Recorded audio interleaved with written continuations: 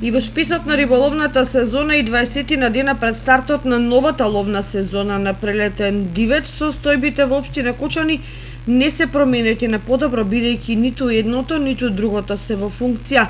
Рибарите се уште ја чекаат концесијата и документите што се поврзани со неа за конечно да можат да ловат на езерото Градче и реките во општината.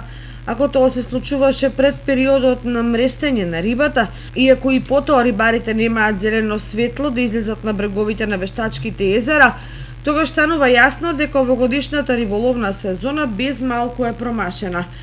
Само како подсетување, во годините наназад на атрактивното вештачко езеро се одвиваат динамични активности со порибување, организирање на превари во спортски риболов во повеќе дисциплини, што привлече риболовци од целата држава и од странство.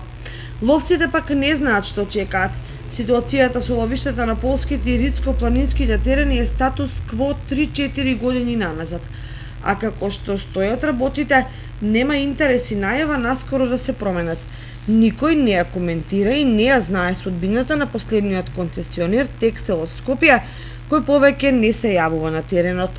Поради тоа никој не стопанисува, односно не се грижи за дивечот во двете ловишта, кои се протегаат од десниот брег на реката Брегалница се до селата на Осоговските планини, Нивичани, Пантелеи и Рајчани. Истовремено, забот на времето се повеќе го нагризува имотот на некогашното ловно здружение Осогово, како што се ловниот дом, стрелиштето за глинено гулаби, фазанеријата.